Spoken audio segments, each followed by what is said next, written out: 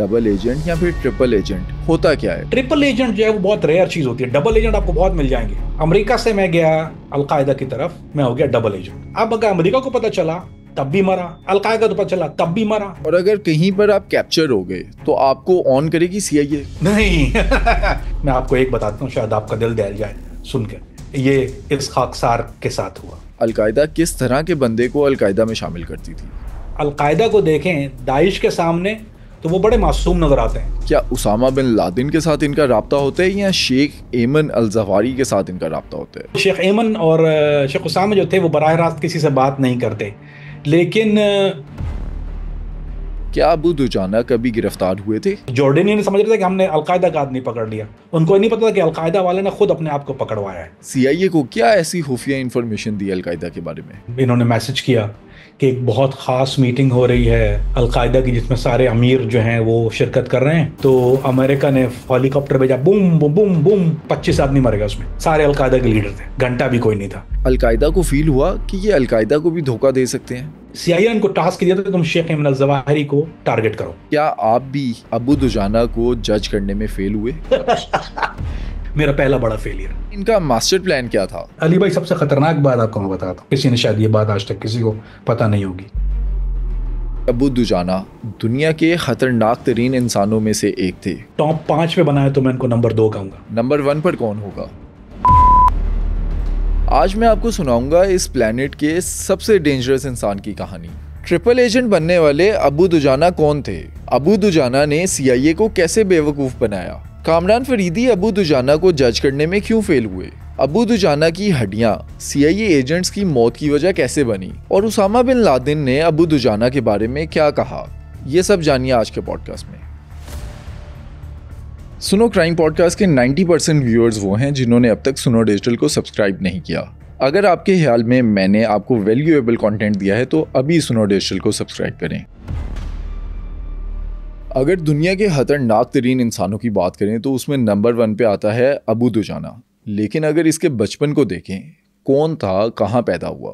अबू दुजाना अल खुरासानी जो थे ये असल में जॉर्डेनियन थे, उर्दुनी। इनको और अरबी में उर्दुनी कहते हैं इनको। इनकी ज़ात के साथ इनकी कुनिया भी उर्दुनी लगाई जाती थी। असल में पैदाइश इनकी उर्दुन की थी। अबू दुजाना ने काम जो था वो बहुत अरसा कुवैत में रिहाइश रही इनकी, वहाँ पे काम भी किया इन्होंने। और उसके बाद ये वापस उर्दुन वापस ले गए, तशरीफ ले गए थे। और उर्दुन में जो इनकी असल उसके बाद ऑफ कोर्स ये डॉक्टर बने वहाँ पर। तालीम जो इनकी डॉक्टर की, उसके अलावा भी इंटेलेक्चुअल थे ये इनका पढ़ना और यानी ये तालीम से रग़बत बहुत ज़्यादा थी। लिखने लिखाने का काम बहुत अच्छा करते थे। और इनकी जो मेन गैदरिंग है, ये कह लीजिए जो इलाका जिसमें ये उर्दुन में जहाँ रहते थे हाथा, वो फ़लस्तीनी जो रहते हैं कई मिलियन, कीप इन माइंड, और उर्दुन में मिलियंस ऑफ फ़लस्तीनी रहते हैं जो कि माइग्रेट कर चुके हैं वहाँ। तो ये इनका जो इलाका है वो फ़लस्तीनी इन्फ्लुएंस इलाका था बहुत ज़्यादा। अबू दुजाना की लाइफ के अंदर वो कौन से इंसिडेंट हुए कि ये एक डॉक्टर से जिहादी ग्रुप की तरफ आ गए? असल में तो अबू दुजाना अल खुरासानी, इनका बैकग्राउंड जो था वो जो इसको कहते हैं बेस, यानी जो इनकी बचपन जो है वो दीन में गुजरा। एक इनकी फैमिली, इनके वालिद साहब बहुत इल्मी दीनी आदमी थे, मौलम भी थे, मस्जिद में 5 वक्त के नमाजी, उसमें कोई, और उसके अलावा दीन की तालीमात। फिर इनका जो मेन, जैसा मैंने आपको बताया, जहाँ ये इनकी रिहाइश थी वो फ़लस्तीनी इलाका था। तो वो नेचुरली फ़लस्तीनी मुसलमान, अगर जो मैच में रहा भी हूँ उनके साथ, बहुत सारों के साथ, तो उनके अंदर एक वाज़े नफ़रत होती है। अमेरिका, यूरोप या इसराइल तो ऑफ कोर्स है ही, लेकिन उनको क्योंकि इसराइल का वजूद अमेरिका के बगैर मुमकिन नहीं है। तो ये बात, यानी ये समझ लीजिए कि फ़लस्तीनी बच्चों की घुट्टी में होती है, ये इनकी घुट्टी में होती है। और अगर आप इनके साथ बड़े हुए हैं, इनके माहौल में हैं और अच्छे मुसलमान हैं, तो जाहिरी बात है ये नफरत आपके दिल में भी होगी। तो इसी तरह जब जिनका बचपन जो था वो खेल कूद, जो बचपन का यानी कुरान भी पढ़ना, मदरसा भी तो फ़लस्तीनी बच्चों के साथ था। और जो बड़ी अपब्रिंगिंग जिसको कहते हैं, जो परवरिश हुई, वो भी फ़लस्तीनी बच्चों के साथ थी। तो इनके दिल में नफरत जो थी वो बहुत ज़्यादा थी। और कीप इन माइंड, जहाँ हम फ़लस्तीनी नफरत का जिक्र कर रहे हैं, तो एक जितने भी मुजाहिदीन या जहादी तंजीम या जितने इनके रुकन या अरकान होते हैं, उनके अंदर एक वाज़े नफरत पहले जो होती है वो किससे होती है, ये बड़ी टेक्निकल बात है।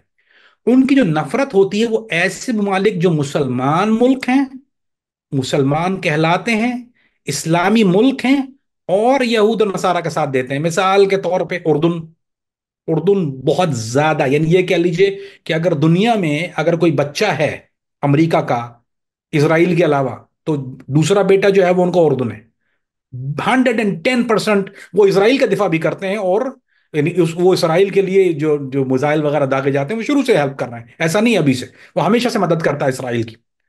अवाम की बात नहीं कर रहा मैं, इनकी जो स्टैब्लिशमेंट की भी बात कर रहा हूँ, इनकी इनकी गवर्नमेंट स्टैब्लिशमेंट, वो बहरहाल एक ही चीज है।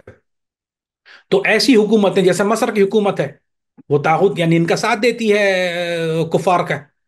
तो अवाम के इसी वजह से वहां पर अखवानुल मुस्लिमीन ये एक ऑर्गेनाइजेशन है। तो ये इंटरनल ऑर्गेनाइजेशन जितनी भी होती हैं ऐसे ममालिक के अंदर, अब जैसे सऊदी अरब है, अमेरिका का साथ देता है, सबको पता है कि उनका उन्हीं के साथ उनका ज्यादा ताल्लुक और लेन देन है।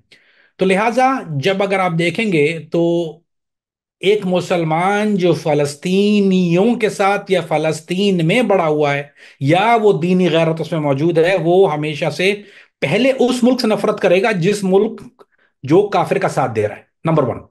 नंबर टू, फिर वो जाहिर बात है उसकी नफरत जो है वो आया है अमेरिका और इसराइल और ऐसे दूसरे वेस्ट यूरोपियन ममालिक के साथ। अबू दुजाना पैदा तो कुवैत के अंदर हुए, लेकिन फिर हम देखते हैं कि ये जॉर्डन चले गए।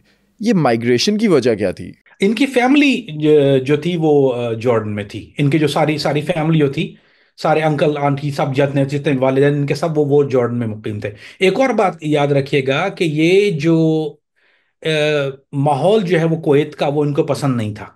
इसको बड़ी सख्त नफरत थी कुवैत के माहौल से। और कुवैत का माहौल, ये कह लीजिए कि जब वो जब हमला हुआ, इराक ने जब हमला किया कुवैत के ऊपर, तो उसके बाद बहुत ज़्यादा वेस्टर्न इन्फ्लुएंस वहाँ बढ़ गया था, बहुत ज़्यादा। फाशी बहुत आम है कुवैत के अंदर, कोई इतनी ढकी छुपी नहीं होती जितनी और जगह होती। खैर अब तो और जगह भी नहीं, अब तो सऊदी अरब में भी खुली होने लगी है। लेकिन ये कि ये समझ लीजिए कि एक वो इनको इस माहौल से बहुत नफरत, इनको वहाँ रहना नहीं था। अच्छा, अब ये तो जॉर्डन में चले गए, प्रैक्टिसिंग डॉक्टर भी हैं, लेकिन उस वक्त इनकी डॉक्टर के साथ साथ क्या एक्टिविटीज़ होती थी? नंबर एक चीज जो थी, ये बहुत सी पब्लिकेशन, ऑनलाइन पब्लिकेशन, जहादी पब्लिकेशंस के लिए, अब बिलखुसूस अलकायदा के लिए नहीं लिख रहे थे उस वक्त। इनका लिखना, बहुत से जहादी मैगजीन थे जो कई निकलते हैं।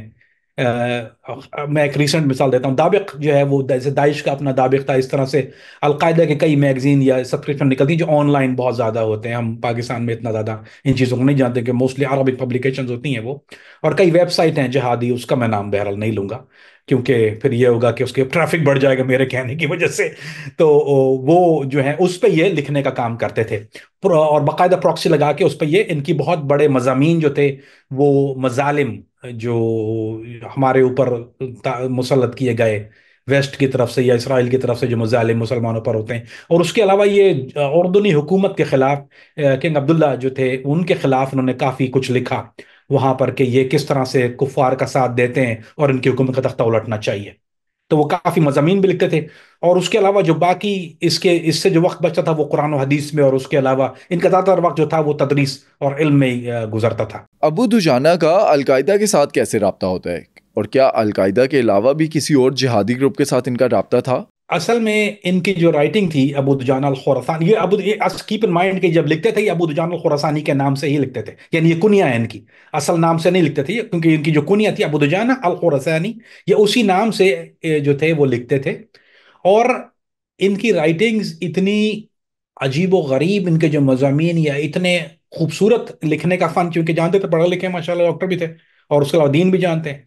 तो इनकी राइटिंग्स इतनी खूबसूरत, मज़ामीन जो ये लिखते थे, और वो हमेशा हर तंजीम के लिए, सिर्फ अलकायदा के लिए ही नहीं, बल्कि और दूसरी दाइश, उसके अलावा हो गई जिंदुल अख्ता है, हिरासुद्दीन, वो सब जितनी भी तहरीकें हैं, वो इनकी नज़र जो थी वो इनकी मज़ामीन के ऊपर थी। उनको देख भी रहे थे और सुन भी रहे थे इनको काफ़ी ज़्यादा। जब ये ऑडियो क्लिप्स वगैरह, ऑडियो क्लिप्स का एक होता था सेशन कि ये एक 5-7 मिनट का डिस्टोर्ट करके ऑडियो क्लिप लगाते थे वहां पे, वो मुकर्रर अंदाज में नहीं बल्कि मुजालिम के लिहाज से। तो वो इनकी तवज्जो का, सबकी तवज्जो का बायस बन चुके थे उस वक्त तक ये। तो उस वक्त जो था वो इनका चैटिंग जिसको कहते हैं, वो एक डार्क रूम होता है, डार्क वेब नहीं डार्क रूम होता है, इनकी हर वेबसाइट का एक चैट रूम होता है जो प्राइवेट चैनल होता है, इनक्रिप्टेड चैट होती है। उससे ये उस वक्त अलकायदा के साथ बाकायदा तौर पर राब्ते में आए। ना सिर्फ अलकायदा के साथ बल्कि इनका राब्ता तालिबान के साथ भी था, और तहरीक तालिबान पाकिस्तान के साथ भी था। और ख़ास तौर पे ये बड़े बड़े बड़े ही करीब थे। अलकायदा के अलावा अगर ये किसी से बहुत ज़्यादा करीब थे तो वो अमीर हकीमुल्लाह महसूद के साथ जो थे वो बहुत ज़्यादा बहुत करीब थे ये। जब अलकायदा के साथ इनका राब्ता हो जाता है तो वो राब्ता होता किससे है? क्या उसामा बिन लादेन के साथ इनका राब्ता होता है या शेख एमन अल जवाहिरी के साथ इनका राब्ता होता है? बराह रास्त तो ये दोनों के साथ नहीं थे, क्योंकि वो शेख एमन और शेख उसामा जो थे वो बराह रास्त किसी से बात नहीं करते। लेकिन एक फिगर है इनमें, वो अबू जुबैर अल कुवैती, जिसको ये कुवैत से जानते थे। ये थे अबू जुबैर अल कुवैती के साथ राब्ते में। जो इनका जो कि हर एक जहादी तंजीम, जैसे वो अलकायदा है या वो दाइश है, कुछ भी हो, तो वो एक मखसूस शख्स जो होता है वो आपके साथ राब्ते में होता है, और वो जो है उसको हैंडलर कहते हैं इंग्लिश में। जो लफ्ज इस्तेमाल, या एफबीआई जो या सीआईए उसके लिए जो लफ्ज इस्तेमाल करती है MI6, वो हैंडलर कहती है। वो हैंडलर जो होता है वो आपका राब्ता यानी राब्ता कमेटी या आपका बराह रास्त ताल्लुक होता है, और वो आपकी जितनी भी मसरूफियात हैं या आपके जितने भी पैगामात हैं वो फिर उनके पास लेके आता है। तो इनकी जो चीज़ें वो शेख एमन अल जवाहिरी काफ़ी गौर से देख रहे थे, और वो शेख एमन अल जवाहिरी जो थे वो इनको, यानी ये कह लीजिए कि जो डायरेक्ट कर रहे थे सारी चीज़ें अबू जुबैर अल कोईती को, वो शेख एमन अल जवाहिरी थे। अच्छा, अगर मैं समझना चाहूँ अबू दुजाना जब अलकायदा का हिस्सा बने तो उस वक्त अलकायदा में शामिल होने का प्रोसेस क्या था? अलकायदा किस तरह के बंदे को अलकायदा में शामिल करती थी? अली भाई, इसका कोई एक प्रिस्क्रिप्शन नहीं है, कोई एक तरीका नहीं है, इसके कई कई तरीके हैं। मैं आपको ले चलता हूँ इस तरफ। सबसे पहला जो था, अब आसान तरीन तरीका, कि अगर लोग अमूमन अरब हजरात जो थे वो हिजरत करते थे, जैसे मैं बात करता हूँ अफगानिस्तान की, हमने पहले भी इस बात को डिस्कस किया पुरानी वीडियोस के अंदर। तो अगर जैसे मिसाल के तौर पे मैं मिसाल देता हूँ कि मैं मिस्र में हूँ और मुझे जो है, मैं मसरी हूँ, मैं अरब स्पीकिंग हूँ और मुझे जहाद के लिए जाना है, तो मैं चला जाता था अफगानिस्तान, वहाँ चला गया। और वो वहाँ पे जब पिशावर पहुंचते थे तो वहाँ मरकज ऑफिस था, दफ्तर, मरकजी दफ्तर था, वहाँ पे राब्ता हो जाता है। और फिर वो आपको जो, चूंकि अरब लोगों को, लोकल रिक्रूट्स को पता होता है किसके हवाले करना है। तो अबू जुबैदा उस जमाने में होते थे, वो रिक्रूटिंग और ज्यादा जो, तो बैलेंस पे प्लेसमेंट कहते हैं उसको, उसका काम करते थे। तो ये एक तो आसान तरीका जो है वो ये होता है कि लोग जो हिजरत कर जाते हैं उस मुल्क की तरफ जिस जिस तरह भी जहाद हो रहा है, और फिर वहाँ कोई ना कोई राब्ता जरूर मिल जाता है, क्योंकि उनके एजेंट्स जो होते हैं या उनके रिक्रूटमेंट जो होती है वो मौजूद होती है। नंबर दो होता है वेबसाइट के थ्रू। जो जो लोग ये काम समझते हैं या जानते हैं, खास तौर पे अरब हजरात जो ये खास समझते हैं या जानते हैं, वो वेबसाइट पर राब्ता कर लेते हैं। उनकी कुछ खास पब्लिकेशन वेबसाइट होती हैं, कुछ ऐसी वेबसाइट्स होती है जहाँ पे, ये दूसरा तरीका है। तीसरा तरीका ये होता है कि अलकायदा आपको खुद रिक्रूट करती है, यानी खुद रिक्रूट का मतलब कि आपको अप्रोच करती है। मेरे साथ भी हुआ था, मैंने रिक्रूट नहीं हुआ था, मुझे अलकायदा ने खुद अप्रोच किया था। अच्छा, इसका तरीका क्या होता है? किस तरह से अप्रोच करती है? वो ये करते हैं कि जैसे मिसाल के तौर पर मेरा चैनल था, एक खास एक वेबसाइट पे एक मेरा चैनल चलता था, जिस पे मैं जो था वो इस दीन के हवाले से कुछ चीज़ें लिखता या बोलता, या कुछ मेरी वीडियोस आती थी। और मेरे यूट्यूब पे भी वीडियोस थी उस जमाने में, कुछ पुरानी, कुछ कुछ किसी हवाले से। तो वो जो थे, वो जब उसको मुझे एक मैसेज आया कि आप जो है वो राब्ता कीजिए, तो उस वक्त एक स्काइप की आईडी दी गई थी मुझे। इसी तरह से इनके साथ भी यही हुआ था कि इनको अबू जुबैर ने और अल कुवैती ने इनको राब्ता किया, वहां पर उनको स्काइप आईडी दी कि आप इस स्काइप आईडी पर राब्ता कर ले। वो एक उस जमाने में स्काइप ज्यादा मशहूर था और ज्यादा सेफ था। टेलीग्राम तो बहुत बाद में आया है। तो अब जो है वो टेलीग्राम का नंबर दिया जाता है, या टेलीग्राम आईडी दी जाती है, या इन ईवो है एक और चीज, तो वो दी जाती है। वो जमाने के साथ चेंज होता रहता है। उस वक्त जो था, जो रिक्रूटमेंट थी वो वाया। तो अगर आप कोई ऐसी शख्सियत हैं कि आप में कोई ऐसा गुण है, यानी मिसाल के तौर पे, अब चूंकि ये तदरीस के हवाले से थे और सबको पता था कि इनके नाम के साथ डॉक्टर लगा हुआ था, पता था कि ये जो है वो MBBS डॉक्टर भी हैं। और डॉक्टरों की एक बहुत ज़्यादा किल्लत थी उस वक्त अफगानिस्तान में, यानी खुरासान पूरे एरिया में डॉक्टरों की बहुत ज़्यादा किल्लत थी, क्योंकि ऐसे कोई डॉक्टर वहाँ मौजूद नहीं होते थे। वो तो मुजाहिदीन खुद मरहम पट्टी और स्टिचिंग आपस में कर लेते थे, कुछ नर्सेज आए हुए थे, कुछ लोगों ने नर्सेज का कोर्स किया हुआ था, लेकिन बाकायदा डॉक्टरों की एक बहुत बड़ी किल्लत हमेशा होती है। यानी जहाज में जो है वो सबसे बड़ी जो अगर एक नीड होती है वो डॉक्टरों की होती है। प्रॉपर डॉक्टर मौजूद नहीं होते, क्योंकि सर्जरी का तो खैर सवाल ही नहीं पैदा, तो स्टिचेस के लिए भी नॉर्मली मौजूद नहीं होते, गन शॉट वुंड्स के लिए जो आपको प्रॉपर डॉक्टर की जरूरत पड़ती है। तो क्योंकि एक तो ये डॉक्टर और दूसरी बात तदरीस से इनका ताल्लुक और इनका लिखना लिखाना, और इनकी जो जो ये कह लीजिए कि गैरत या जो दीन के लिए इनका दर्द था, वो उनको जानते हुए उनको पता था कि ही समबडी स्पेशल, ये कुछ खास है इनके अंदर। तो उसको उसके बाद अलकायदा ने इनसे रब्ता किया, वो वाया स्काइप आईडी के थ्रू किया था। अच्छा, अगर हम इनकी लाइफ को देखें, उस वक्त पे अलकायदा भी थी, दाइश भी थी। अलकायदा को तो चलें एक डॉक्टर मिल गया, एक जज्बे वाला बंदा मिल गया, लेकिन अबू दुजाना ने अलकायदा को ही क्यों चूज किया? देखिए जी, अरब इस मामले को बहुत बेहतर समझते हैं अजमी हम लोगों से, यानी यानी जो जो अरबी नहीं जानते या अरबी से पूरा उबूर नहीं रखते, अरब माहौल को नहीं समझते। तो ये जो एक एक आपस में मामला है दाइश का, ये हम इस पे वीडियो भी कर सकते हैं अगर आप चाहें कभी, कि ये एक बहुत खास सब्जेक्ट है ये, और एक साइंस है इसके पीछे, कि ये दो अलग सोच है इसके पीछे। अब पाकिस्तान से चूंकि मैं बता देता हूं कि बहुत से लोग नावाकफियत की बिना पे, क्योंकि वो जब दाइश ने ऐलान किया कि हमने जो है वो जी खिलाफत बना रहे हैं या खिलाफत हो गई है, तो लोगों ने हिजरत की और लोगों ने बैयत दी, की पाकिस्तान में ही बैयत की। मैं उन लोगों के साथ काम कर चुका हूं जो पाकिस्तान में इन्होंने दाइश का जो पहला ग्रुप बना था, मैं उसके साथ भी काम किया हुआ है। वो मेरा केस था, पहला केस जो दाइश ने पहली ऑर्गेनाइजेशन पाकिस्तान में बाकायदा तौर पे पंजाब से शुरू हुई थी वो। तो वो मेरा पहला केस था बाय द वे, यानी दाइश का। तो उनको अलिफ अनार लाम लद्दा भी नहीं पता था दाइश क्या है, कुछ भी नहीं। लेकिन अरब जो है वो उस मामले को बहुत बेहतर तौर पे समझते भी हैं और जानते भी हैं। तो अगर जो एक खास, इसको कह लीजिए कि जो खास बहुत एक्सट्रीम तकफीरी सोच है, वो दाइश की है।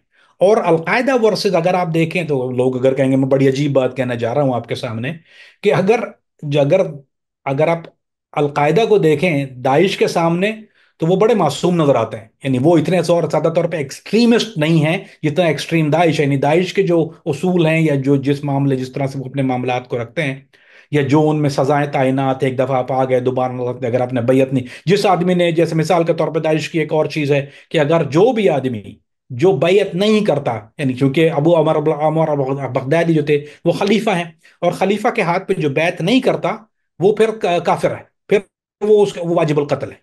क्योंकि अगर आप खिलाफत में आके खिलाफत को छोड़ देते हैं, यानी आपने पीट कर दी फिर जहाद से, फिर आप पे हज जारी करते हैं, वो फिर भी आप वाजिबुल कत्ल है।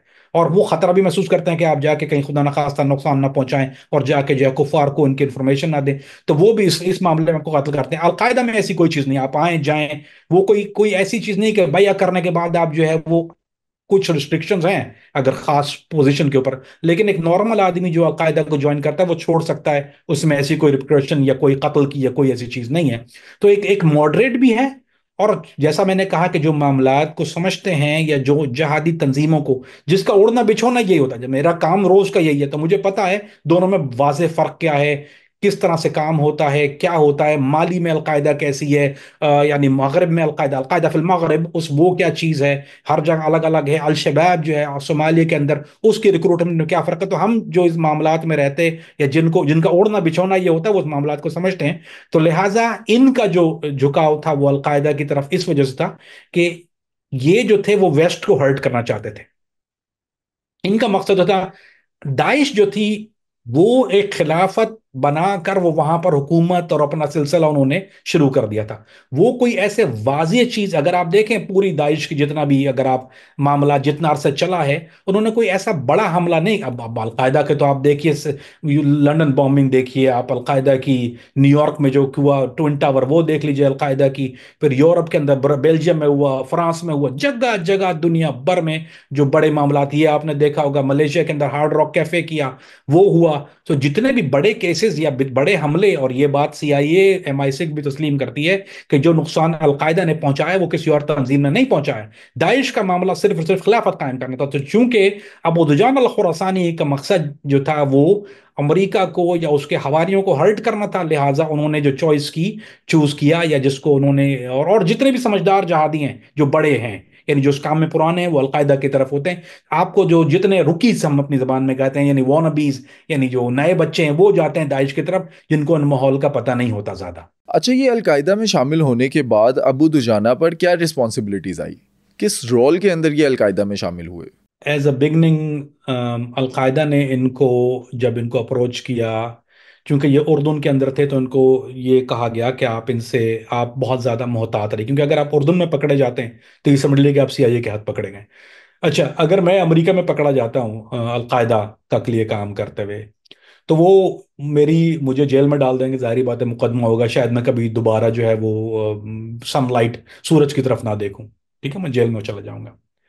लेकिन अगर आप उर्दून में या इजिप्ट में पकड़े जाते हैं ना, तो अली भाई, वो जो जुल्म आपके ऊपर करते हैं ना, फिर वो प्लायर से जो आपके नाखून निकालते हैं, फिर वो जो मारते हैं, वो दिन रात की मार, उससे आदमी यही दुआ, जो जो लोग पकड़े जाते हैं वो उनसे कहते हैं खुदा के वास्ते में गोली मार दो।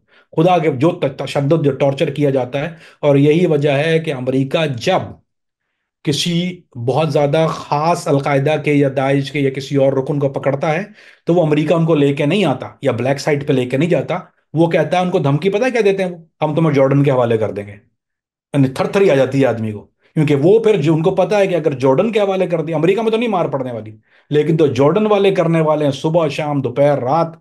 क्योंकि उनको कानून वानून तो फॉलो करते नहीं है, उनका तो कोई को पूछने वाला हाल, पुरसाने हाल कोई नहीं है। सो लिहाजा इनको इंस्ट्रक्शन ये दी गई थी कि आप बहुत ज्यादा मुहतात रह के काम करें, और लिखने लिखाने का काम। लेकिन इनको एवेंचुअली यही कहा गया था कि आप हिजरत कर जाइए, आप इसकी तरफ हिजरत कर जाएं। लेकिन अ, अबू दुजान अल खुरासानी चूंकि एक बहुत, मेरा ख्याल एक खास जहन रखने वाले थे, तो इनका कहना यह था कि मैं अगर यहाँ से चला जाके आपके पास आ जाता हूँ और एक डॉक्टर की हैसियत से चला भी जाता हूँ, तो मेरा नहीं ख्याल कि मैं वो खिदमत, या क्योंकि लोगों की कमी नहीं है, ऑल्दो के डॉक्टर थे ये, लेकिन इनकी सोच ये थी कि मैं कोई ऐसा कुछ काम करना चाहता हूँ, जो ऐसी कोई जरब लगाना चाहता हूँ जो पहले कभी किसी को और ने नहीं लगाई है, अमेरिका को। और मैं उसको वो सबक देना चाहता हूँ, वो इसको एक एक कि इनको वो दिन याद आ जाए, ये कि जो इन्होंने मुसलमानों के साथ किया, कम से कम एक झटका जरूर लगना चाहिए इतना बड़ा, कि जो पहले अंदरूनी नुकसान नहीं पहुंचा।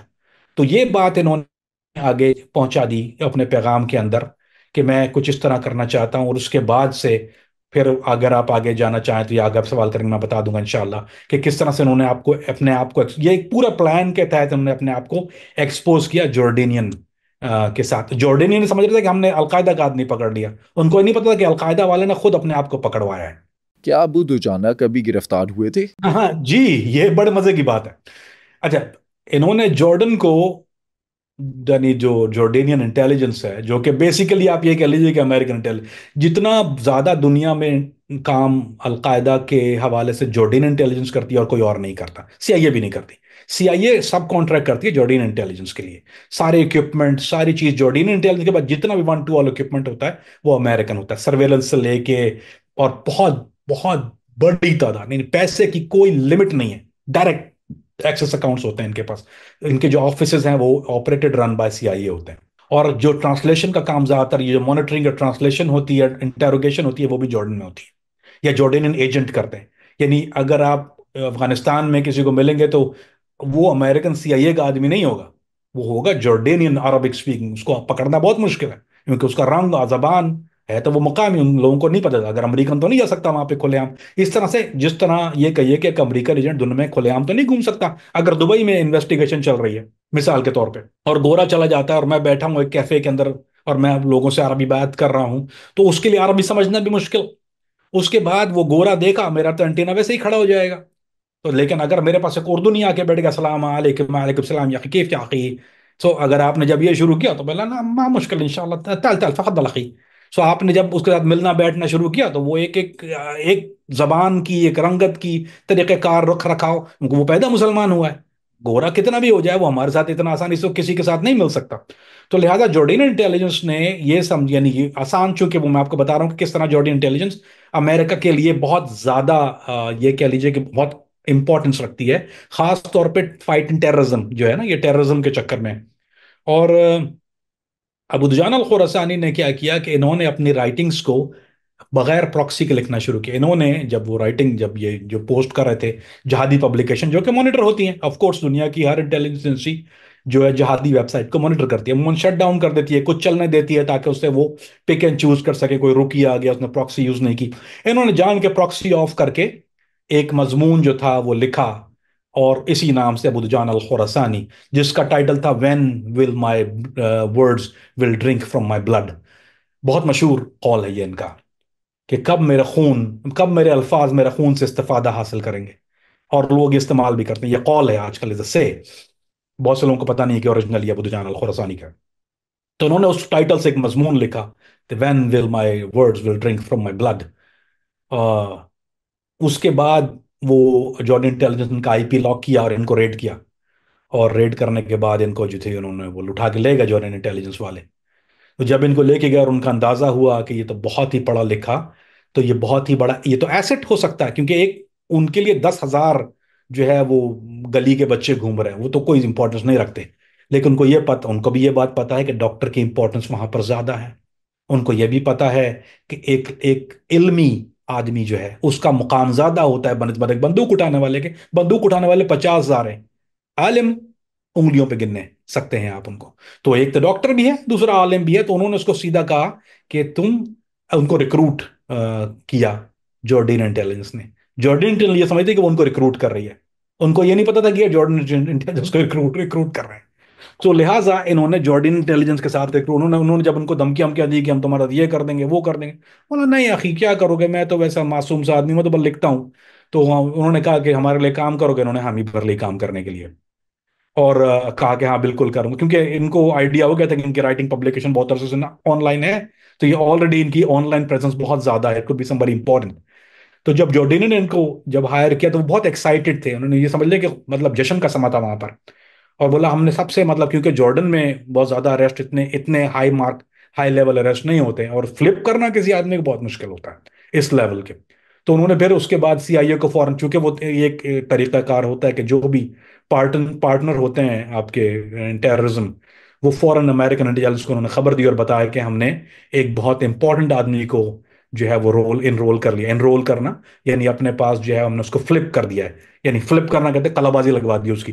वो जहादी था अलकायदा का और हमने उसको हायर कर लिया, अब वो हमारे लिए काम करेगा इनिशियली तौर पे उन्होंने। और उसका फिर, लेकिन उस वक्त तक एनसीआई ने उनका इंटरव्यू नहीं किया था, क्योंकि वो इंतजार कर रहे थे कि जब तक ये कुछ अच्छा प्रोड्यूस नहीं करते। सो लिहाजा इस तरह से ये इन जॉर्डिन इंटेलिजेंस को अरेस्ट किया और उसके बाद इनको रिक्रूट कर लिया। जॉर्डन की खुफिया एजेंसी का पार्ट बनना, क्या ये अबू दुजाना का प्लान था या अलकायदा का प्लान था? और क्या अलकायदा को उस वक्त तक पता था कि ये जॉर्डन की खुफिया एजेंसी में शामिल है? अलकायदा को उन्होंने बता दिया था कि मैं कुछ ऐसा करने जा रहा हूं, लेकिन इन्होंने एक बार नहीं किया, इन्होंने बहुत एक अक्लमंदी का काम किया। अगर ये शायद ना करते तो ये इतना आगे ना चलते। इन्होंने किसी को बताया नहीं था कि ये क्या करने वाले हैं। सिर्फ यानी ऐसा नहीं था कि उर्फ आम में बता दे कि यही मेरा 100% प्लान है। इनके दिल में ये बात थी, इनको ये बात पता थी। खैर बाद में तो फिर इन्होंने बताया, जब इन्होंने पूरा वो लेटर लिखा था और इनके इंटरव्यूज भी हुए हैं, तो उन्होंने पूरा बताया, इनकी किताबें भी कई लिखी गई हैं। तो उन्होंने पूरा बताया कि मैं मेरा मुझे उस वक्त पता था कि मुझे करना क्या है, यही करना है मुझे, कि मैं जो हूँ इंशाल्लाह जो है वो शामिल हो जाऊंगा इनके साथ और मैं इनको जर पहुंचाऊंगा। यही एक तरीका है जर पहुंचाने का, और यही एक तरीका है हिजरत करने का। यही एक तरीका है कि मैं सेफली हिजरत भी कर सकूं, तो यही मुझे हिजरत के पैसे भी देंगे। सो लिहाजा शुरू में, यानी जब शुरू के अवाइल में, जब तक इनका सीआईए से रब्ता नहीं हो गया था, उस वक्त तक इन्होंने जरूरत नहीं समझी थी अबू जुबैर अल कोइती को बताने के लिए कि मैं इस वक्त जो हूँ वो जॉर्डियन इंटेलिजेंस के लिए काम कर रहा हूँ। तो उस वक्त सिर्फ इनको पता था या जॉर्डियन इंटेलिजेंस को पता, उन्होंने लीक नहीं किया था। इन्होंने अपना ट्रस्ट बिल्ड करने के लिए सीआईए या जॉर्डन की एजेंसी को क्या ऐसी खुफिया इंफॉर्मेशन दी अलकायदा के बारे में? इन्होंने कुछ लो लेवल, उर्दू में जो लड़के थे जो लो लेवल जहादी होते हैं, यानी लो लेवल यानी यंग रिक्रूट जिनको कहते हैं, उनकी रिपोर्ट्स इन्होंने जॉर्डियन इंटेलिजेंस को दी। वो बहुत, ये कह लीजिए कि बिल्कुल अर्ली लेवल रिक्रूट्स थे। तो वो उन्होंने कुछ, इसको कहते हैं ना कि कुछ पाने के लिए कुछ खोना पड़ता है, तो उन्होंने अर्ली तौर पे उनको सेक्रीफाइस कर दिया, कुछ पॉन्स को उन्होंने सेक्रीफाइस किया। एक फाइनेंशियल नेटवर्क था उर्दू के अंदर जो कि पैसे भेज रहा था। वो आदमी असल में जहादी नहीं था, वो सिर्फ पैसे के लिए, मफाद के लिए, यानी यानी माली मफाद मफाद के लिए वो पैसे हवाला कराता था अफगानिस्तान के लिए। तो उन्होंने इस पहला जो उन्होंने अरेस्ट दिया था वो उसका दिया था, वो अरेस्ट किया कराया इन्होंने जो आदमी पैसे का हवाला करा था। लालची इंसान था, बगैरत था वो भी, कोई ऐसा नहीं था कि वो कोई बहुत। तो इन्होंने उसको अलकायदा कह के पकड़वा दिया, उन्होंने कहा ये अलकायदा का आदमी अलकायदा के लिए पैसे भेजता है। उसको जॉर्डिन ने धर लिया।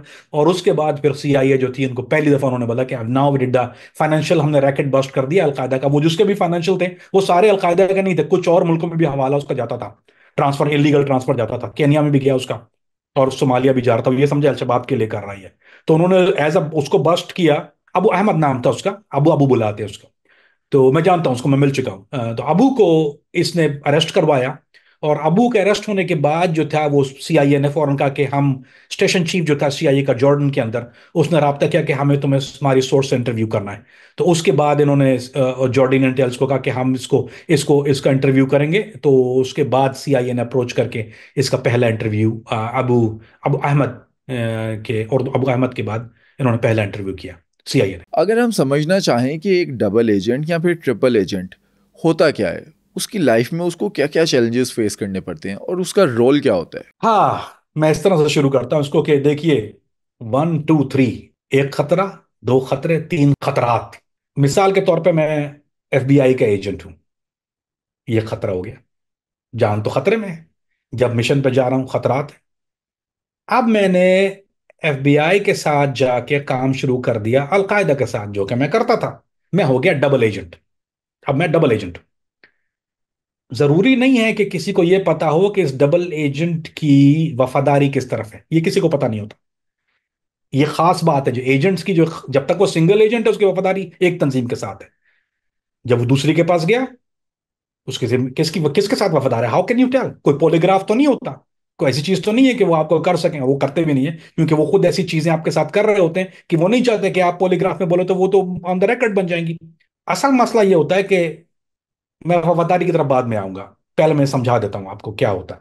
सो एक आदमी, जैसे मैं हूं, मिसाल के तौर पे मैं काम कर रहा हूं अमेरिका के लिए, अमेरिका से मैं गया अलकायदा की तरफ, मैं हो गया डबल एजेंट। अब अमूमन ऐसा होता है कि मुझे, मैं नाम नहीं लूंगा, एक एक मुल्क की इंटेलिजेंस ने मुझे अप्रोच किया, जिसका ना अमेरिका से कोई ताल्लुक है, वो अलकायदा में इंटरेस्टेड है, उनको पता है कि मैं अमेरिका लिए काम करता हूं। वो कहते हैं आप ऐसा कीजिए, हमें इत्तलात फराम कीजिए, हमारे साथ काम कीजिए, हम टारगेट देंगे आपको, वो कीजिए। अब मैं हो गया ट्रिपल एजेंट, ठीक है। अब अगर अमेरिका को पता चला, तब भी मरा, अलकायदा को पता चला, तब भी मरा, और वो दूसरी कंट्री जिसने मुझे हायर किया, तब भी मरा। और वो मौत ऐसी है, यानी अगर अमेरिका के लिए मैं काम कर रहा हूं और किसी और के साथ एक्सपोज हो जाता हूं, अगर अमेरिका ये समझे कि मेरी वफादारी जो है वो फलाना मुल्क के साथ थी और मैं उसके लिए काम कर रहा था, तो एक कानूनन उसको कहते हैं ट्रीजन, गद्दारी। और यहां पर गद्दारी के लिए लाइफ टाइम इम्प्रिजमेंट है, सजा मौत भी होती है कई सूरतों में, और कई दुनिया के मोस्ट ममालिक में गद्दारी की सजा मौत है। आपने सुना गद्दारी की सजा, इससे नहीं, गद्दार को मार देते हैं। और ऐसे बहुत से लोग हैं यहाँ पर एजेंट, जिनके नाम खबरों में नहीं आते, लेकिन वो किसी और को इत्तलात फराहम कर रहे थे, उन पर ट्रीजन चार्ज लगाए, वो लाइफ टाइम इम्प्रिजन में है। कई कई ऐसे लोग हैं जिनको मैं पर्सनली जानता हूँ। सो ये होता है double agent, single agent, triple agent. जैसे अबू दुजान अल खुरासानी थे, वो अलकायदा से बात कर रहे थे, एजेंट। अब वो चले गए जॉर्डेनियन के पास, हो गए डबल एजेंट। जॉर्डेनियन उनको दे दिया सीआईए के हवाले, ट्रिपल एजेंट। सो ट्रिपल एजेंट जो है वो बहुत रेयर चीज होती है, डबल एजेंट आपको बहुत मिल जाएंगे। तो मैंने जो ज्यादातर दुनिया में काम किया है एज अ डबल एजेंट ही किया है। ओपनली आपको बात बोलता हूं, अगर मैं पकड़ा जाता हूं जो किसी मुल्क और मुल्क के अंदर, या अमेरिका में भी उनको पता चल जाए, वो मुकदमा नहीं चलाते बहुत, 99% ऑफ द टाइम। ये आपको जहर का इंजेक्शन दे देंगे, या एक्सीडेंटल मौत है, ये एक्सीडेंट होगा, आपको ट्रक चढ़ जाएगा, एक्सीडेंटल मौत हो जाएगी। बहुत से लोग ऐसे मारे जाते हैं जो, जिनके ऊपर सिर्फ शुबा होने की बुनियाद पे, क्योंकि they don't want to take a chance. तो मौत है इसमें, और तो कुछ भी नहीं है आगे। वैसे सीआईए कितनों को ऑफर करती है डबल एजेंट बनने के लिए जो अलकायदा का भी हिस्सा होते हैं। अच्छा सवाल है, बहुत खूबसूरत सवाल किया आपने। सीआईए अगर ये समझती है कि आपके अंदर आपका कोई राब्ता किसी ऐसे आदमी के साथ है कि आप उनको थ्रू करवा सकते हैं, मिसाल के तौर पे मेरा एक केस था, मोहम्मद अहमद अल सैयद अहमद इब्राहिम, जिसको अबू जाफर भी कहा जाता है, जो मेरा तुर्की में भी था, डाइव ट्रेनिंग में भी था, वो मेरे साथ साथ था काफी मुल्कों में। वो काफी, उसका लेवल बहुत, मेरा अमीर था अलकायदा का। तो जब उसको हमने अप्रोच किया, तो पहली दफा जब मैंने, तो उन्होंने मुझे, सीआईए ने पहले ये कहा था कि इसको आप जो है वो रिक्रूट कर लें, क्योंकि उसकी अप्रोच बहुत हायर थी। उसको कहते हैं रिस्क वर्सेस रिवॉर्ड। तो इससे सजा दे के हमें क्या मिलेगा? अगर हमने सजा दे दी तो एक आदमी अंदर कर दिया, बहुत है, मतलब गंतमा भरा पड़ा हुआ है, और पूरी दुनिया की जेलें बड़ी पड़ी, फायदा क्या है? हमें तो पेनिट्रेट करना है। तो लिहाजा फिर उन्होंने ये इसको रिक्रूट, तो ऐसा वो आदमी, हर आदमी जो कि किसी न किसी तरह से, उनको पता है कि ये पेनिट्रेट कर सकता है अपर लेवल टीयर में, यानी जिस लेवल पे ये है, उस सेकंड जो उसको बहुत मुश्किल होता है उस लेयर को तोड़ना, हायर लेयर को तोड़ना। तो अगर उनको ये जब अंदाजा है कि ये आदमी इस लेवल को तोड़ सकता है, तो फिर वो उसको रिक्रूट करने की ट्राई करते हैं। उसके लिए फिर चाहे वो दो तरीके होते हैं, एक तो पैसा होता है, नंबर एक तो पैसा ही होता है कि आपको दुनिया की हर आसाइश मिलेगी, आप जो सोच सकते हैं वो आपको मिल जाएगा। आप जो सोच नहीं भी सकते वो भी मिल जाएगा। लेकिन एक और होता है खौफ, कि आपको जिंदगी भर जेल में जाना पड़ेगा, आपकी जिंदगी बर्बाद हो जाएगी, आपकी फैमिली अगर कहीं बाहर रहती है, जैसे धमकियां देते हैं कि आपकी फैमिली को मार देंगे, बीवी है तो बीवी को मार देंगे, बच्चों को मार देंगे आपके, अगर आपको बीवी बच्चों माँ को उठा के जेल में डाल देंगे, ऐसा करते भी हैं, बहुत दफा ऐसा किया है, ऐसे हायर करने के रिक्रूट करने की माँ को जेल में बंद कर दिया, या बीवी को जेल में बंद कर दिया, और कहा कि तुम्हारी बीवी को ऐसी जेल में डाल देंगे, सारे आदमी होंगे और वो सब मिलकर रेप करेंगे तुम्हारी बीवी का, और हम तुम्हें सामने बिठा के दिखाएंगे ये, अगर नहीं करोगे तो। या बच्चे को ले आए, उसके छोटे बच्चे को, उसको बोला कि हम इसको ऐसी बड़ों की जेल में डाल के इसको रेप करवा देंगे वहां, और उसके बाद उसको टॉर्चर करके मार देंगे। तो ये भी तरीके आजमाए जाते अगर सीआईए एक डबल एजेंट हायर करती है और अगर कहीं पर आप कैप्चर हो गए तो आपको ऑन करेगी सीआईए? नहीं। इसके लिए इंग्लिश में लफ्ज है एक बकायदा, अली भाई आपने अच्छा पूछ लिया। इसके लिए एक इस्तेलाह इस्तेमाल की जाती है इंटेलिजेंस टर्म में, उसको बोलते हैं काइट, KITE, पतंग उर्दू में। वो काइट, आप डोरी जो है वो CIA है, जब आप कहीं अटके तो वो काट देते हैं, you are floating, they never वो यू, ये पहले से बोल देते हैं। ये मैं कई दफा ये, अच्छा, to be honest with you, को जो जो सही बात है वो बोलनी चाहिए, ऐसा नहीं है कि बताते नहीं है। अगर जैसे मेरे लेवल पे था, तो अगर मैं, कुछ असाइनमेंट ऐसे होते हैं, जैसे सूडान मेरा एक असाइनमेंट था, सूडान में एयर सपोर्ट तो नहीं होती, जैसे ये तो नहीं है कि मैं पकड़ गया ड्रोन आएगा मुझे छुड़ा लेगा, कमांडो तरह, ऐसा नहीं होता। बहुत से मुल्कों में मैंने जहां काम किया वहां कुछ सपोर्ट नहीं होती, तो वो आपको पहले डिस्क्लेमर साइन करना पड़ता है, क्योंकि एज एन एजेंट मैंने डिस्क्लेमर साइन किया कि मुझे पता है कि मैं ये रिस्क ले रहा हूं, मुझे पता है कि कैबलरी मेरे पास नहीं आएगी, मुझे पता है। तो उसके फिर वो आपको साइंस बता देते हैं, कुछ साइन होते हैं, कुछ तरीके होते हैं। मैं आपको एक बताता हूँ, शायद आपका दिल दहल जाए सुन के। ये इस खाकसार ने के साथ हुआ। मैं जब सूडान जा रहा था तो मेरी डीब्रीफिंग, मुझे ब्रीफिंग की गई, मुझे बताया गया कि भाई हमारे पास सपोर्ट नहीं होती सूडान में, अगर तुम पकड़ेगा दैट्स इट। तो मैंने बोला आगे क्या होगा? तो बोला कि जहां तुम्हें वो बंद करें, तुम्हें ऑलरेडी उन्होंने इतना मार दिया होगा कि तुम हर जगह से खून निकल रहा होगा, तुम्हारा खून बह रहा होगा, और अगर ऐसा नहीं हुआ तो तुम मेक श्योर करना कि अपने हाथ से या अपने किसी ऐसे जिस्म की जगह से जहां तुम्हारी वेन, उसको दांत से काट के खूब जहां तुम ब्लीड ज्यादा करो, और इतना ब्लड हो कि तुम हैंडफुल ऑफ ब्लड हो, यानी पूरी हाथ में तुम्हारे ब्लड हो, उस ब्लड को तुम ऊपर वाली वॉल पे स्मेयर कर दोगे। वो मेरा डीएनए तो लेते रहते हैं, हर एजेंट का डीएनए लिया जाता है, तो वो डीएनए ले लेते हैं आपका। तो मैंने बोला उससे क्या होगा? बोलता है फिर हम प्लेन से, एक तरीका कार होता है कि वो डीएनए शूट करते हैं, तो हम अगर पिन पॉइंट लोकेशन का तुम्हें पता हो कि अगर तुम मर चुके हो तो तुम्हारी तुम्हारी लाइफ, यानी कहाँ मरे हो, क्या हुआ है, वो डॉक्यूमेंट करना होता है। तो वो ब्लड जो है वो आपको दीवारों पर स्मर करना पड़ता है, कि अगर हम अपना दोबारा कोई आदमी भेजते हैं वहां पे क्या है, तो वो ब्लड सैंपल अगर हम किस तरह से निकाल सके, तो हमें पता होगा कि that's was your last rest ground, जो तुम्हारा, तुम यहाँ आके मरे हो। तो this something you have to sign. ये मेरे साथ हो चुका है, I mean I have done it more than once. तो वो आपको सपोर्ट, जहां तक बात है सपोर्ट तो नहीं होती, लेकिन ये छुपाते भी नहीं है ये भी, और वैसे भी ऐसे काम करने वालों को पता ही होता है कि आपको वो कोई कोई जहाज नहीं आ रहा भजन, कोई कमांडोज नहीं उतर रहा, कोई सील टीम नहीं आ रही आपको रेस्क्यू करने के लिए, यू ऑन योर ओन। और उसके बाद जब आप पकड़े जाते हैं तो डिनाई कर देते हैं। दुबई में मेरे साथ ये हुआ था, दुबई में दुबई इंटेलिजेंस मुझे फॉलो कर रही थी, ऑफ कोर्स मैं उस वक्त अलकायदा तहरीक तालिबान का केस कर रहा था उस वक्त में। तो मेरे पीछे दुबई में जो था वो दुबई इंटेलिजेंस ऑफ कोर्स मुझे मुझे ट्रेस कर फॉलो करना शुरू हुआ, क्योंकि मैं ऐसे इलाकों में था, कुछ ऐसी कम्युनिकेशन यूज कर रहा था। तो उनको पता लग गया, मैंने ऑफिस कॉल किया, मैंने कहा यार ये तो मसला खराब हो गया, मेरे पीछे है ना ये। तो उन्होंने मुझे बोला कि फौरन एग्जिट हो जाओ। तो उस वक्त अगर मैं अरेस्ट हो जाता दुबई में, और वो, मैं दिस क्लोज था, और ये समझे कि बस मेरी किस्मत नसीब अच्छा है कि मैं नहीं हुआ, अगर मैं अरेस्ट हो जाता दुबई, मुझे लाइफ टाइम प्रिजन हो जाती वहां पर एज एन एजेंट। तो वो अगर अमेरिकन को कॉल करते उसके बाद ओए तुम्हारा है, या मैं अगर कहता अपने मुंह से मैं CIA के लिए काम करता हूँ, तो वो थोड़ी ओन करते हैं, बोलते हैं मैं तो पता नहीं, झूठ बोल रहा है, किसी और के लिए करता होगा, वी हैव नो आइडिया।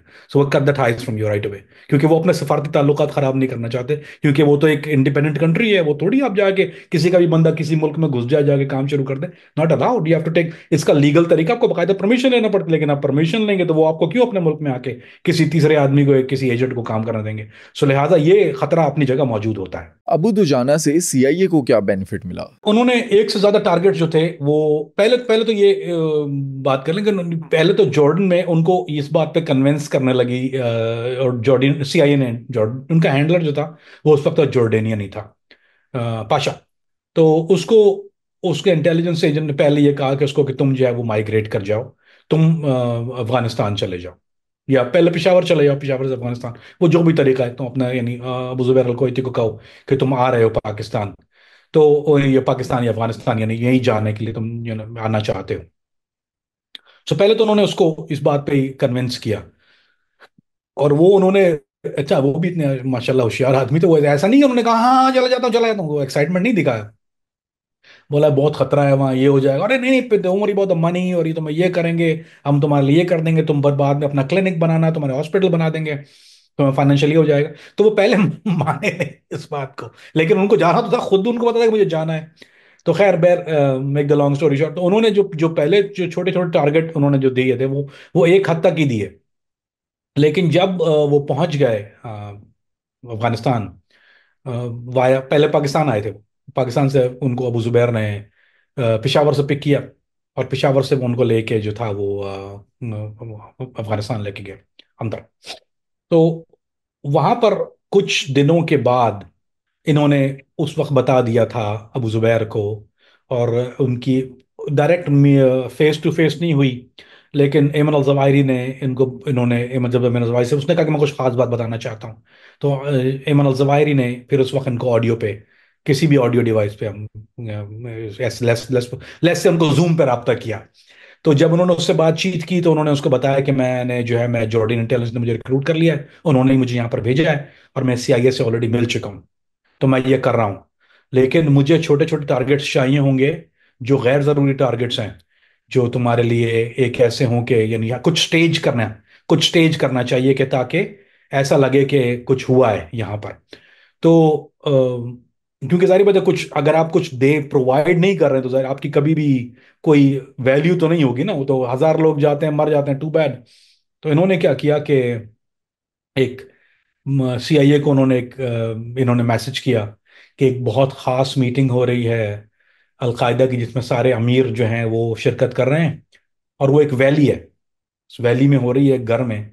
तो अलकायदा ने उसमें क्या किया कि कुछ जो एक जिरगा बुलाया हुआ था, जो अगर आपने सुना हो कि वॉर लॉर्ड्स कहलाते हैं ना, जो ड्रग डीलर्स होते हैं, वॉर लॉर्ड होते हैं, इनका कुछ राब्ता होता है, कुछ से पैसे लेती है तंजीमें, और कुछ को है उनको प्रोटेक्शन फराहम की जाती है, और कुछ एकड़ के हिसाब से, अगर पोपे की काश्त है आपकी, या अगर चरस ओपियम की काश्त है आपकी, या हशीश आप उगाते हैं, तो वो उनसे पैसे लेते हैं बाकायदा तौर पे, और आपको देना पड़ता है महाना। ये तालिबान भी लेती है, अलकायदा भी लेती है, हमेशा लेते रही है, नथिंग न्यू। तो उन्होंने उनको जो कुछ वॉर लॉर्ड्स हैं उनको भी बुलाया उस मीटिंग में कि हमारी बहुत खास मीटिंग है, उसमें आ जाइएगा। और इन्होंने वो एड्रेस दे दिया एज अलकायदा की लीडरशिप की मीटिंग हो रही है। तो अमेरिका ने हेलीकॉप्टर भेजा, boom boom boom boom, rocket मारे, बूम, कैजुअलिटी 25 आदमी मर गए उसमें, सारे अलकायदा के लीडर थे, घंटा भी कोई नहीं था उसमें, एक दो लो लेवल के आदमी थे, और बाकी सारे ये थे जिनको ऑलरेडी अलकायदा रास्ते से हटाना चाह रही थी। तो इनकी हिम्मत पे वो हुआ, उनकी बड़े बल्ले बल्ले वाह वाह हुई उस बात के ऊपर। क्लीन अप हुआ तो मतलब 25 बोरियां यहाँ देवर ट्रैफिक फ्रॉम, उन्होंने गाड़ियां ट्रेस की, कंधार से आ रही थी, ये हेरात से आई थी गाड़ी, यहाँ से आई थी सेंटर से, तो उन्होंने ट्रेस पूरा किया। उन्होंने अलकायदा की जो मार्क गाड़ियां थी वो बाहर खड़ी की हुई थी, तो उन्होंने स्टेज पूरा ऐसा किया, तो वो देने के बाद उन्होंने बोला बिंगो, दिस इज द गाय। तो उनको फिर उन्होंने ये टास्क दिया कि आप जो है वो फिर इन्होंने एक और होशियारी काम किया कि मैं तुमसे इस तरह रब्ता नहीं कर सकता रोज रोज, मैं रब्ता करूं मुझे अलकायदा वालों ने पकड़ लिया तो क्या होगा। तो उन्होंने कहा कि नहीं नहीं ऐसा ना करो, हम तुम्हें जो टाइम टू टाइम बुलाएंगे। उसने बोला नहीं, मुझे एक्सेस चाहिए सीआईए बेस का। कंधार बेस थी उस वक्त, कंधार बेस का, और दो बेस हैं बड़ी, तो Kandahar was number one base थी उस वक्त सीआईए की। उन्होंने कहा कि मैं इन पर्सन आया करूंगा, मैं पेशावर जाऊंगा, पेशावर से मुझे पकड़ के वापस रीराउट करो, लेकिन मैं इस तरह से जो है वो राब्ता नहीं करूंगा, it's a part of a bigger plan now, keep in mind. तो उन्होंने कहा कि मुझे, मैं इस तरह से अगर आपसे फोन पे या टेक्स्ट पे किस तरह से जो भी, लेट्स से हाइपोथेटिकली स्पीकिंग, सब थोड़ा, okay I don't say this, मैं बोल रहा हूँ हाइपोथेटिकली स्पीकिंग, इफ थोराया, थोराया कहते हैं सैटेलाइट फोन को, अगर वो थोराया पर राब्ता करना है, I don't say that did, I am just saying could be, अकलमंद को इशारा काफी। तो अगर वो थोराया पर राब्ता करें, बोले अगर मेरी कॉल इंटरसेप्ट, यार मेरे पास से पकड़ा गया या कुछ हो गया इक्विपमेंट, तो आई बी इन ट्रबल, तो मुझे तो ये लोग जान से मार देंगे, I don't want to take a chance. और जाहिर बात है सीआईए भी नहीं चाहती थी, या जॉर्डेनियन भी नहीं चाहते थे कि ये इनको हमारी वजह से, यानी अगर ये तो कुछ करके मरे तो हुआ ना, कुछ बगैर किए मर गया तो गुनाह बेलज़त। तो लिहाजा इनको, इन्होंने एक क्लियरेंस दे दी कि तुम कम कम राब्ता करो, और एक ईमेल एड्रेस दे दिया गया था कि तुम ईमेल पर अगर कोई खास बात हो तो कर देना, फोन पर राब्ता बिल्कुल नहीं करना, और जब बहुत ही कोई खास बात हो, यानी कोई बहुत बड़े टारगेट के पीछे जा रहे हो, तो हम तुम्हें वहां से रीराउट करेंगे। तुम कहना कि तुम किसी काम से पेशावर जा रहे हो, विल पक यू पेशावर, तुम्हें सीआईए बेस में अंदर जाके वहां डीब्रीफिंग करेंगे तुम्हारी। तो सीआईए स्टेशन चीफ की तरफ से क्लियरेंस थी इनके पास, सबसे हाईएस्ट क्लियरेंस होती है ये। नॉर्मली आप लोकल एजेंट से नहीं मिलते, जैसे अगर मेरा हैंडलर न्यूयॉर्क में तो मैं न्यूयॉर्क की बात करूंगा, लेकिन इनको जो था वो लोकल क्लियरेंस दे दी जब वो वेरी बिग क्लियरेंस। और वो जो बेस है, just to show you know how important that base की, उसकी जो पूरी सिक्योरिटी जो बेस की है वो अमेरिकन मरीन्स नहीं करती।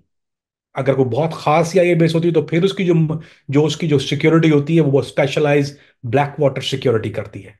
वो ब्लैक वाटर सिक्योरिटी थी उस बेस के अराउंड, सीआईए बेस, क्योंकि स्टेशन चीफ वहां पर होता था ऑन एंड ऑफ, ऐसा नहीं कर रहता था वहां पर, दैट वाज बेस। सो इन्होंने ये बात को पक्का करने के बाद, और इन्होंने एक शर्त यार, खैर वो बाद में आता हूँ शर्तों के ऊपर, क्योंकि अभी still early, we still on story how what happen. So इन्होंने जो था वो जब जब एक बेस इनको दे दी, तो इन्होंने इन्होंने सीआईए ने उसको कहा कि हम, क्योंकि डॉक्टर एमल जवारी की तबीयत भी खराब रहती है, एमल जवारी, और वो डॉक्टर है, उनके पास और सारे डॉक्टर्स भी होते हैं, but he don't do well, यानी कई जगह जा नहीं सकते या कि उनके पास एक्सेस नहीं है, तो तुम मेडिसिन पिशावर से इन्होंने अरेंज किया कि मैं मेडिसिन पिशावर से इनके पास, इन्होंने कहा कि मैं बहुत बड़ी तादाद में मेडिसिन पिशावर से लेके आता हूँ, तो event to Peshawar, get the medication.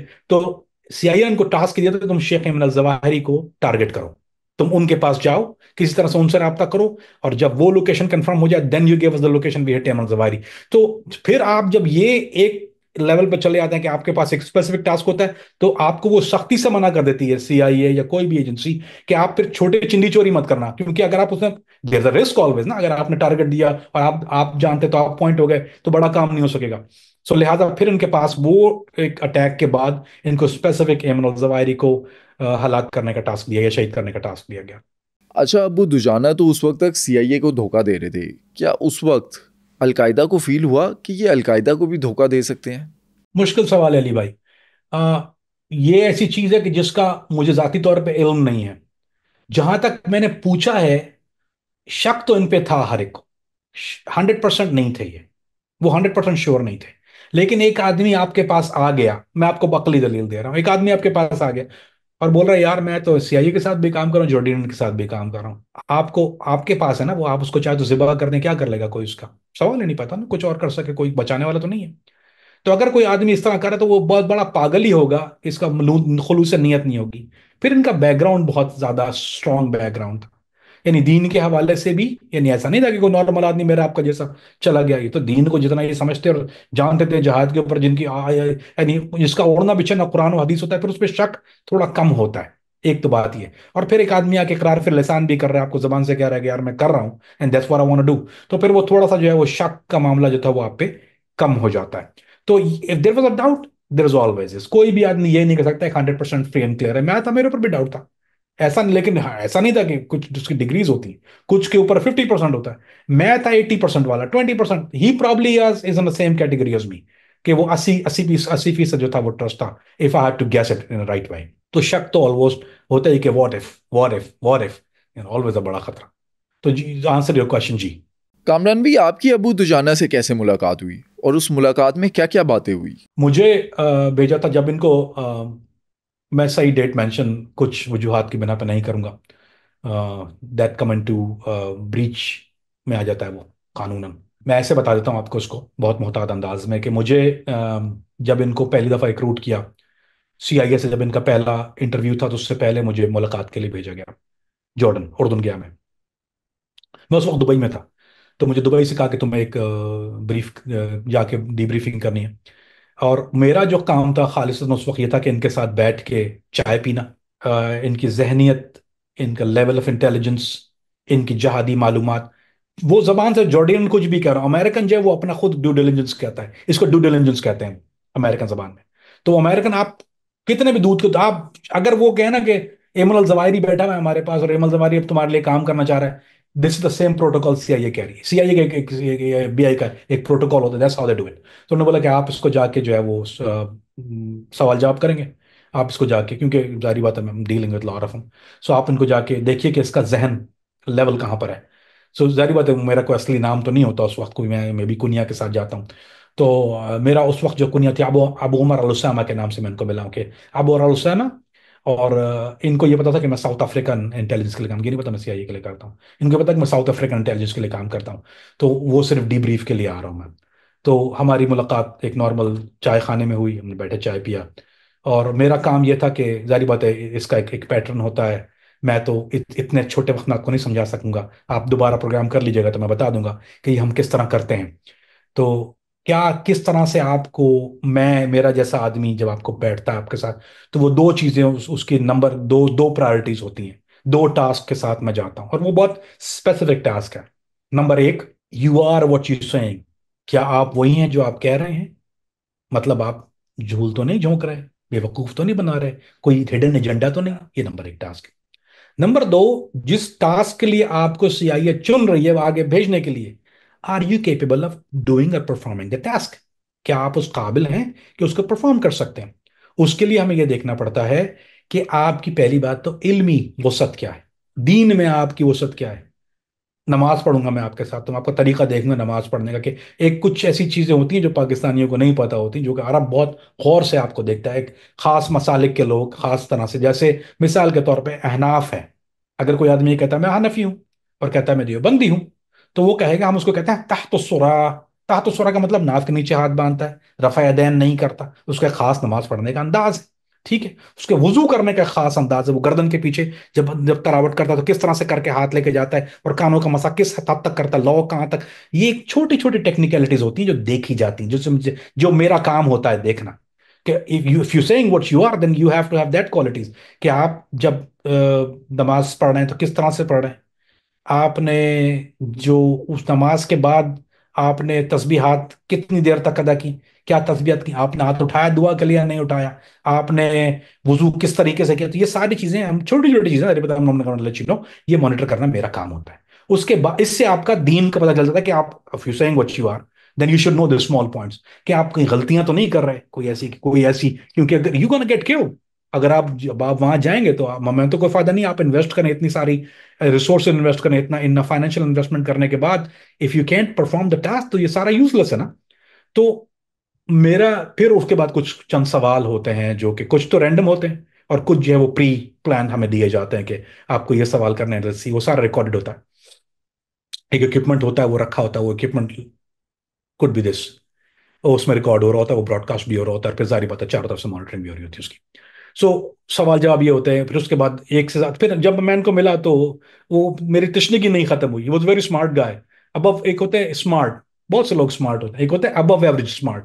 Above average का मतलब आपका स्मार्ट लेवल यहाँ होता है। एक होता है इंटेलेक्चुअल, जो यहाँ होता है, वो जिसकी बातों में फलसफा, और जो यानी यूज वेरी फ्यू वर्ड्स पर गेट इस पॉइंट। एक इंग्लिश में एक जुमला है, उसको मैं उर्दू में ट्रांसलेट करके गलत नहीं करूंगा, बड़ी ब्यूटीफुल चीज है आपके सामने इनको भी, और अगर जो सुनना चाहें।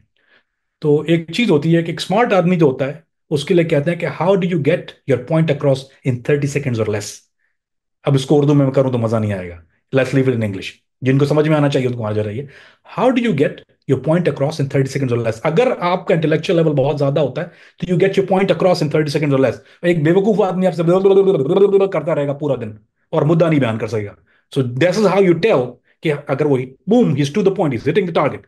सो he was the guy, he was getting his point across in 30 seconds और लेस। सो मेरे लिए बहुत अच्छा था। मैंने ऑफिस को कॉल किया, मैंने कहा यार मैं एक और सिटिंग करना चाहूंगा, I can figure this guy out, he is too technical, बहुत टेक्निकल है, I mean is very dangerous. तो मुझे बोलते ठीक है, will give you another day. So उसके साथ मैंने तय कर लिया कि will gonna sit again tomorrow. फिर हम नेक्स्ट दिन जब बैठे तो जोहर पे हम लोगों ने बैठना शुरू किया, और इशा तक हम लोग साथ थे बैठे। We were just talking about world politics, you know, ये वो, and I was soaking the knowledge in, of course he was sizing me up too.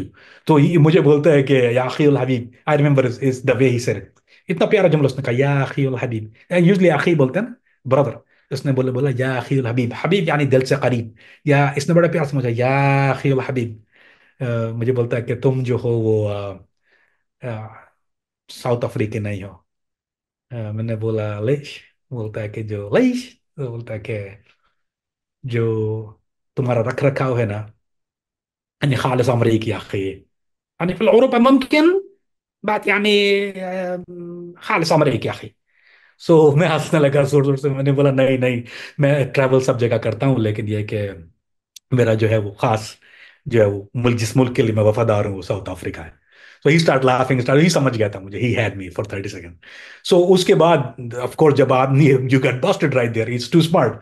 तो खैर I I give the good report. मैंने बोला देखो, he is very difficult guy too, ये मेरी जो रिपोर्ट थी वो ये थी कि ये बहुत डिफिकल्ट आदमी है टू डिग इनटू, क्योंकि इसका लेवल ऑफ इंटेलेक्ट, ये तो गधा तो नहीं है ना, बट ही हैड मी। मेरे जो जो एक्शन या बॉडी लैंग्वेज से ही न्यू कि मेरी upbringing European, which is true, मेरी अपब्रिंगिंग यूरोपियन है।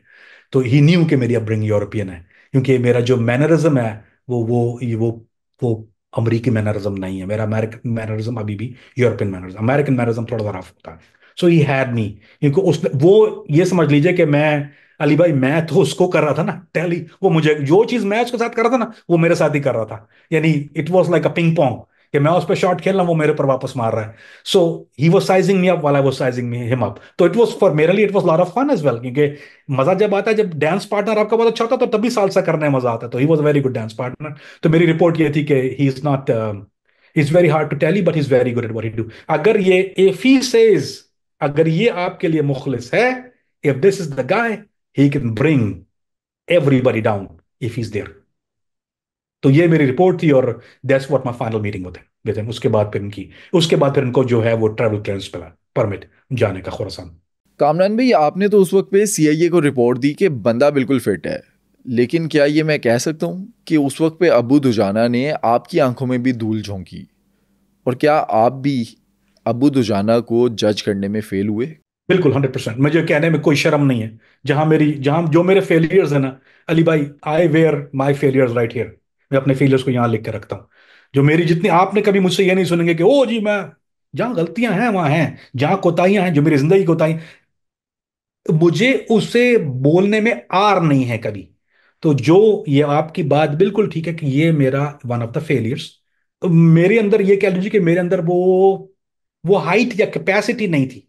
एक एक एक मैं मिसाल दे के वजह करता हूँ, मेरी आदत है मिसाल दे के, क्योंकि बहुत से लोग शायद कभी हमारी बातों को समझते नहीं, और बहुत सी दफा मिसाल दे के समझना पड़ता। तो मैं एक दफा एक कॉन्सर्ट में गया अली भाई, जाकिर हुसैन तबला नवाज के कॉन्सर्ट में। तो मैंने उससे एक चीज सीखी। वो माइक को चेक कर रहा था, थोड़ी थोड़ी देर में माइक को चेक कर रहा है और आवाज सुन रहा है, माइक को चेक कर रहा है, आवाज सुन रहा है। तो मैंने बोला जाकिर भाई क्या कर रहे हैं, आधा घंटा हो गया।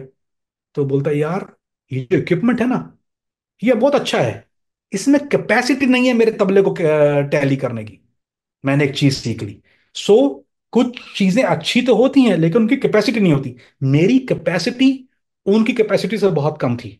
मेरे अंदर काबिलियत तो थी, लेकिन इतनी काबिलियत नहीं थी कि उस लेवल के आदमी को जज कर सकूं। I been judging lot lesser guys back back then.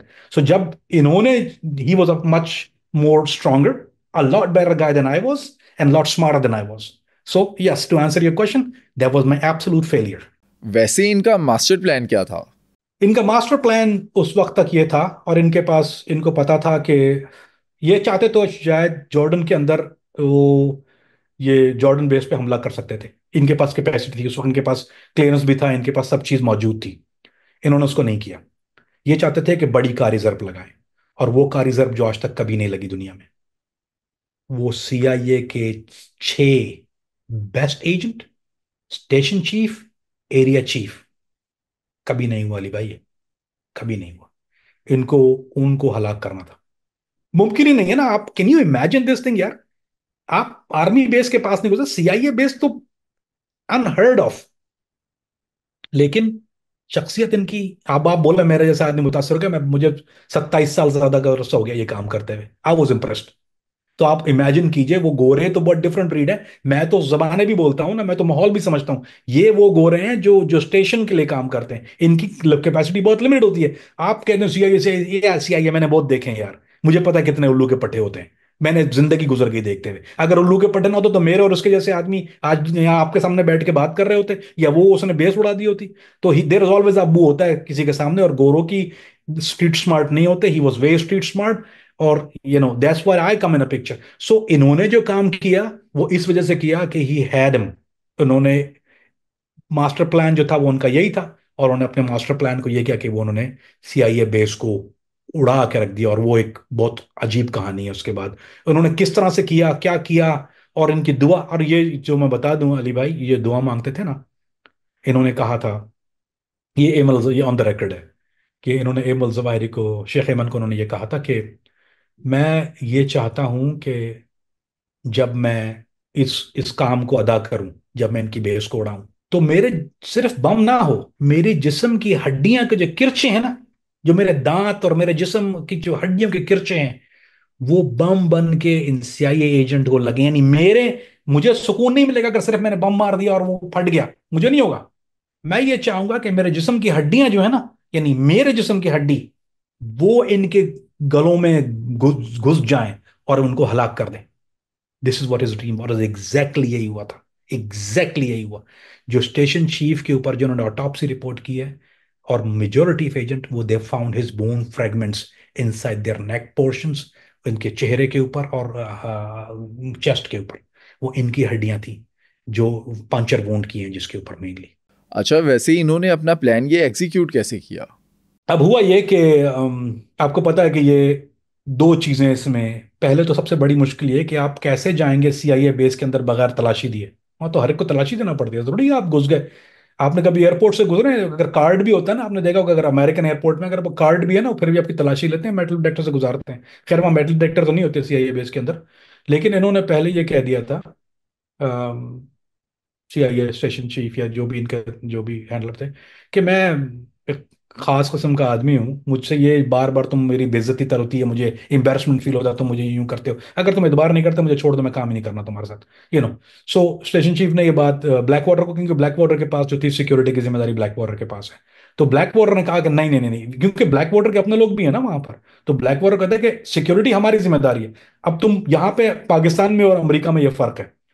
अगर आपने किसी को सिक्योरिटी दी, अगर आपने मुझे सिक्योरिटी दी और मैंने कहा कि देखो मैं तुम्हें सिक्योर नहीं कर सकता अगर तुम डिक्टेट नहीं करोगे टर्म्स, डिक्टेट मैं करूंगा तुमको, चाहे वो तुम्हारी बेस है, तुमने मुझे पैसे दे रहे हो ना, I tell you how I do my job. तुम मुझे नहीं बोलोगे नहीं इसको जान दो, ये खाला का लड़का है, फूफा का लड़का, that's not how it work. So Blackwater ने इस बात पर इख्तलाफ किया कि no we can, Blackwater ने बोला कि अगर ये अब जब आएंगे बेस में इनको चेक मत करना, क्योंकि ये एम्बेरसमेंट फील होता है इनको, you know he probably not open comfortable ना हो हमारे साथ। ब्लैक वाटर ने बोला नो वी हैव टू, क्योंकि एक नॉट ओनली यू, अगर खुदा ना खास्ता इसने कुछ किया तो हमारे लोग भी तो है ना यहाँ पे, I mean they are doing performance security, वो पहले निशाना बनेंगे इस बात का। तो ये इस पे काफी फटा हुआ ब्लैक वाटर ने, इन्होंने बोला कि हम तुम्हें फारिग कर दें, मतलब फारिग कर दो कोई मसला नहीं। तो खैर काफी जिग जिग के बाद डीसी से कॉल आया, फिर उन्होंने एरिक प्रिंस को कॉल किया, जो जो ब्लैक वाटर का चीफ, उसने बोला कि we can not have a very important guy, बहुत इंपॉर्टेंट आदमी हमारे पास आता है डीब्रीफिंग के लिए, we can not let him check. So इस तरह तो ये हर्डल इन्होंने कंप्लीट कर ली, इन्होंने टर्म्स रख दी थी कि मुझे चेक वेक मत करना। पहली बात तो ये। दूसरी बात थी जैकेट।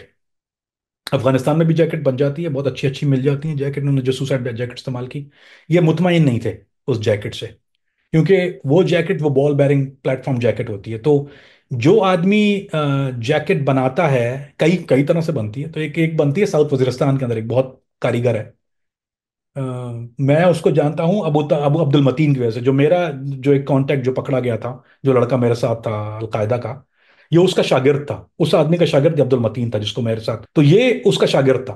वो आदमी जो था वो यानी बोलते हैं बाबा जैकेट था। यानी आप बोलते हैं ना कि एक तो होता है टेलर, आपका एक होता है डिजाइनर, डिजाइन, तो इन्होंने जाके उसने उसको मिले, और उसको मिलवाने वाले दो थे, वो हकीमुल्लाह महसूद थे, हकीमुल्लाह महसूद से उन्होंने कांटेक्ट किया, हकीमुल्लाह महसूद के साथ उनकी मीटिंग भी हुई, बैठते भी थे साथ में। तो हकीमुल्लाह ने उनको बोला कि, उन्होंने बताया हकीम, उस वक्त हकीमुल्लाह को पता था कि ये क्या करने जा रहा है, और हकीमुल्लाह को पता, नीचे के किसी लोगों को नहीं पता था। तो हकीमुल्लाह ने बोला कि मैं उसको आदमी को यहाँ बुलाता हूँ, तुम उसको बताओ तुम्हें जैकेट कैसा चाहिए।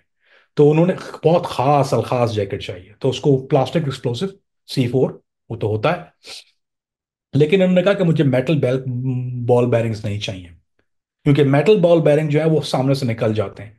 तो उसने बोला कि हम ये कर सकते हैं कि जो कंचे होते हैं ना, उर्दू में इसको कहते हैं ग्लास बॉल्स, या क्या बोलते हैं कुछ पता नहीं, कंचे ही बोलते हैं शायद उनको उर्दू में भी, वो जो गेंद होती है शीशे की जिससे बच्चे खेलते हैं। उसने बोला कि हम ऐसा कर सकते हैं कि हम बॉल बेरिंग्स की जगह पे कंचे यूज करें, क्रश करके, यानी पूरे बॉल नहीं, उसको जब तोड़ते हैं ना, तो वो क्रश हम उसको यूज करें, तो उससे ये होगा कि वो तुम्हारे जिसम में भी पेनिट्रेट करके फटेगी, यानी बैक भी होगी और फ्रंट पे भी लगाएंगे। यूजली सुसाइड जैकेट में प्लास्टिक सामने होता है यानी एक्सप्लोसिव, उसके ऊपर बॉल बेरिंग होता है, तो वो जब जब ब्लास्ट इंपैक्ट होता है तो आप शॉक में होते हैं, और वो जो जैकेट है वो बॉल बेरिंग को पेनिट्रेट कर देता है जिस्म के ऊपर। इन्होंने क्या जो चूज किया था वो डबल साइडेड जैकेट थी, प्लास्टिक एक्सप्लोसिव फ्रंट पे, उस प्लास्टिक एक्सप्लोसिव के पीछे ट्रिगर बटन नहीं इस्तेमाल किया था, ये भी एक टेक्निकल चीज है, ये पहली दफा ऐसा हुआ है। इन्होंने पीछे जो थे उसके बॉल बेरिंग भी, ताकि वो जो हड्डियों का इनका खौफ था कि वो हड्डियां जो जब ये बॉल बेरिंग क्रश होके फटे, तो इनकी जो जो हड्डियां हैं, यानी जो आगे पीछे जो लोग हैं जिनको हड्डियां लगे, तो वो इनका जिस्म जो है वो पूरा ऐसे फटे कि वो उनकी हड्डियां जो है वो पियर्स कर जाए दूसरों के ऊपर। सो उसने डिजाइन ऐसा किया कि इसके पीछे क्रश बॉल बेरिंग यूज किए। फिर एक और चीज ये थी कि यूजली जो ये बटन होता है इसका, ये आपको स्लीव बटन होता है वायर्ड, तो ये अफोर्ड तो कर नहीं सकते थे, या इनके लिए पॉसिबल नहीं था कि वायर्ड बटन बहुत विजिबल ये पॉसिबल होता है। और वो जैकेट बल्कि बहुत थी, क्योंकि ही यूज लॉट ऑफ 4 पॉइंट। और उसके बाद इन्होंने जो उसको वायरलेस से एक घड़ी थी, उसका पिन जैसा ये घड़ी है, उसका पिन होता है, तो वो जो उसका डेटनेटर था वो पिन के अंदर था, जो पिन के थे तो बूम डेटनेट कर जाए। सो वायरलेस डेटनेटर यूज किया, डेटनेटर का जो जो मेन ट्रिगर पॉइंट था वो घड़ी में यूज किया। लेकिन अली भाई, सबसे खतरनाक बात आपको मैं बताता हूँ, मैं पर किसी ने शायद ये बात आज तक किसी को पता नहीं होगी। उस बॉम्ब के लिए जो जैकेट थी ना, गैस उसके पैसे कहाँ से आए थे? गैस कहाँ से करेंगे आते आप? हैं? सीआईए ने दिए वाइब। थे। इन्होंने, यही सबसे बड़ा मजाक है, सुनिए। सीआईए इनको पैसे दे रही थी, उन्होंने बोला इस दफा मुझे ज्यादा पैसे चाहिए, मुझे काम बड़ा है। ये कहते थे कि मैं तुम्हें तुम्हारे पैसों से मारूंगा। जब इन्होंने ये लास्ट वीडियो रिकॉर्ड कराई थी, that video is also available. ये मुखातिब हुए सीआईए से, कैमरे में बात कर रहे हैं कि मतलब बराबर बैठे हैं। बोलते हैं कि देखो, आज मैं तुम्हारे पास आया था तुमसे पैसे लेने के लिए, तुमने मुझे डॉलर दिए थे ना, गैस मैंने उससे क्या खरीदा, क्या बनवाया? तुम्हारी मौत का सामान। मैंने जैकेट आगे की, वो उनकी मौत के बाद रिलीज हुई थी ऑफ कोर्स। इसी वजह से हकीमुल्ला को शहीद किया गया है, कि हकीमुल्ला को जो मारने की एक वजह थी, वो ये वजह थी, कोई और वजह नहीं थी। उन्होंने कहा कि तुम्हारी मौत का सामान है ना, वो मैंने अपने पैसों से या जहाद के पैसों से नहीं किया, मैंने तुम्हारे दिए हुए पैसों से किया है। तो उन्होंने वो उठाया और हंसे उसके ऊपर, बोलते गैस व्हाट आई हैव। ने घड़ी दिखाई, उसने बोला ये बहुत महंगा था, वी कुडंट अफोर्ड इट, तुमने, थैंक यू कि तुमने पैसे दिए, तो तुम्हारे पैसों से हम तुम्हारे मौत का सामान हमने खरीद लिया। अच्छा, लेकिन ये उस सीआईए बेस में एंटर कैसे होते हैं? इनको गाड़ी ने पिक किया पिशावर से, पिशावर से गाड़ी आ रही थी, ये पिशावर का है, पिशावर से इन्होंने जैकेट पहनी हुई है, आगे शॉल डाला हुआ है, ठीक है पूरा। और वो जो ड्राइवर था वो थोड़ा घबराया हुआ था, लोकल ड्राइवर था, पश्तून स्पीकिंग ड्राइवर था, वो थोड़ा घबराया हुआ था। बेस के अंदर गए, इन्होंने पहले बताया था सीआईए चीफ को कि मेरी बर्थडे है आज, सालगिरह है। गैस व्हाट सीआईए चीफ ने इनके लिए क्या किया था? केक बेक कर रही थी सीआईए चीफ, और ने इसके लिए केक बेक किया है। एवरीबडी वाज एक्साइटेड कि आज हमें एमएल जवारी का एड्रेस मिल रहा है। हम ये बोल रहा है कि मैं लेके आ रहा हूँ लोकेशन कोऑर्डिनेट, सारी चीजें ना, मैं डीब्रीफ करूंगा, सारी चीज बता दूंगा, मैं लेके आ रहा हूँ एमएल जवारी के सारे पिन पॉइंट लोकेशन। और 4-5 लोगों के नाम लिए इसने, कि मैं अबू जुबैर का भी बता दूंगा और मैं उसका भी बता दूंगा, अबू तला उर्दूनी का भी बता दूंगा, मेरे पास सारी इंफॉर्मेशन आ गई है। वो इनकी बर्थडे सेलिब्रेट करने के लिए बेचारी ने केक बनाया है, वो केक बना के उसकी पार्टी रखी है वहां पे, ये वहां आ रहे हैं। देखो केक है, पार्टी है, एवरीबॉडी एक्साइटेड, स्मार्ट आदमी है ना। ये तो नहीं कि नॉर्मली डीब्रीफिंग हो रही है, तो बर्थडे पार्टी भी है, डीब्रीफिंग भी है, और आज एमल जवारी का पता भी मिल रहा है। सबसे बड़ा काम सीआईए बेस का, तारीख का। ठीक, जब ये एंटर हुए, ब्लैक वाटर ने इनको चेक नहीं किया, चूंकि इन्होंने पहले से ऑलरेडी बोल दिया था। ये सामने खड़े हुए, और सामने खड़ा होके वो भागी भी आई, यानी सब आए इनको मिल, देवर लाइक उनके इनके के लिए क्या बोलते हैं, इस्तकबाल के लिए वो लोग बाहर खड़े हुए थे। ठीक है, कोइंसिडेंट, उसने बोला मौका मिल गया, वो सामने सारे लोग खड़े थे एक्साइटेड। इसने बोला सलाम अलैकुम, या अल्लाह अकबर, बूम। उसके बाद सिर्फ धूल और मट्टी थी वहां पे, और कुछ भी नहीं था। एवरीथिंग वेंट डाउन, और सारे ब्लैक वाटर वाले उसी वक्त मौके पे हलाक हो गए। और 6 सीआईए के कैजुअलिटीज हुई, सबसे ज्यादा स्ट्रॉन्ग कैजुअलिटी। अच्छा कामरान भाई, जब आपको अबू दुजाना के इस अटैक का पता चला, तो उस वक्त आपके माइंड में सबसे पहले क्या चीज़ आई? मैं वो बात तो नहीं कहूंगा, मेरे का ओ फक, इसको बीप कर दिया, ओ फक, ये आई थी मेरे माइंड में, पहला जुमला मेरा मुंह निकला। जब मैंने मेरा सांस ऊपर, मुझे मैसेज आया ना, बोलता है कम टू द चैनल, या ना क्लिक किया, यानी एक खास चैनल होता है हमारा, उसने बोला कम टू द चैनल, और उसने मुझे जब लाइन भेजी, suicide attack Abu Dujan al Khurasani, oh fuck, I was cold, मेरे हाथ पैर दोनों ठंडे थे। कोर्स मेरा फेलियर, मेरा पहला बड़ा फेलियर। और उसके बाद भी किए, ऐसा नहीं और नहीं, बहुत किए। ये पहला बड़ा फेलियर था मेरा।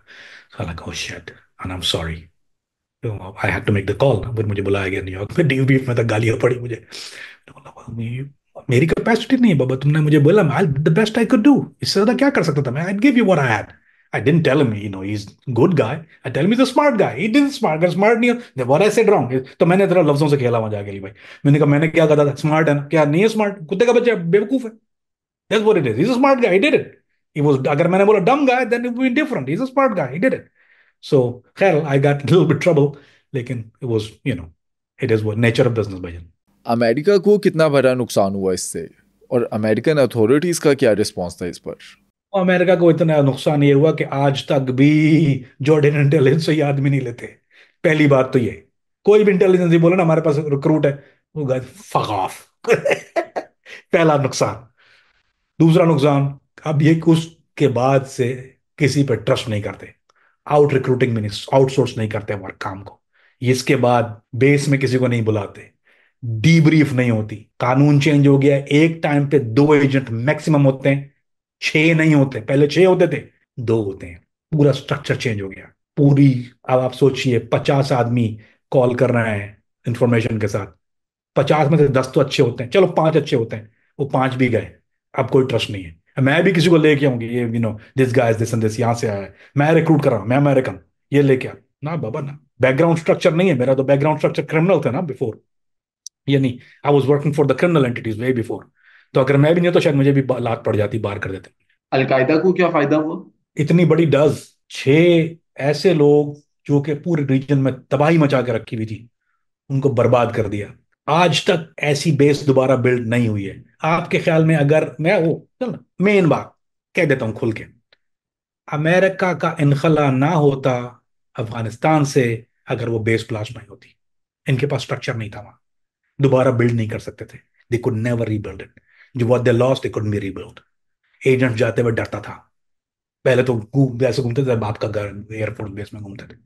उसके बाद सीआईए का इन्फ्लुएंस बहुत कम हो गया, मिलिट्री पर रिलाई करने लगे, चीजों वो स्ट्रक्चर पूरा बर्बाद हो गया। They were not getting enough out of it. जब आप इनफ नहीं ला रहे हो, कांग्रेस आपको अप्रूवल थोड़ी देगा कि आप बेटर हो वहां पर। ये तो कहने की बात है, मुझे बाइडन निकाल दिया ना, they didn't have a structure, infrastructure बर्बाद कर दिया था, पूरी दुनिया का बर्बाद कर दिया।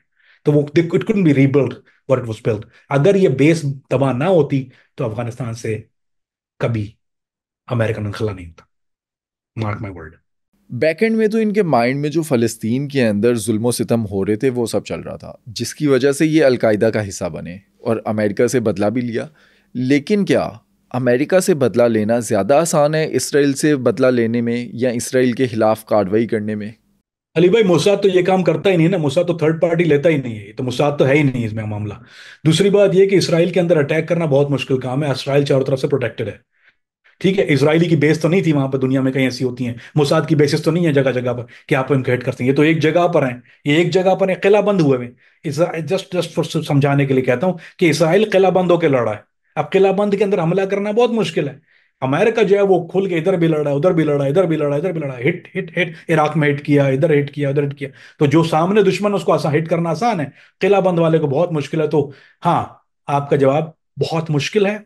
मोसाद को आप प्रिंट पेनिट्रेट नहीं कर सकते, मोसाद को आप हिट नहीं कर सकते, इट डोंट हैपन। ऑल्दो इनकी बेस हिट हुई है एक हजबुल्ला के थ्रू, लेकिन वो कोई कोई सिग्निफिकेंट डज नहीं पहुंची अभी तक उनको।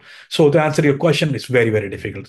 अली भाई, लोगों ने ये, मैं अलकायदा के उन लोगों के साथ था जो, जैसे का मैंने नाम लिया अब, मोहम्मद अहमद अल सैयद अल इब्राहिम, वो इस असल में इसराइल के अगेंस्ट काम कर रहा था, वो चाह रहा था इसराइल को पेनिट्रेट करना, तो उसके साथ मैं उन प्लानिंग्स में मौजूद था। अली भाई, never work, we try to send guys in. उस वक्त हम लोगों ने कश्ती से भी भेजने की कोशिश की है तेल अबीब की हद तक, यानी हमने कोशिश किया कि बोट के थ्रू भेज सकें इजिप्ट से मुजाहिदीन को, तो वो भी एक्सेस नहीं मिला था हमें। So I was part of it for very long time.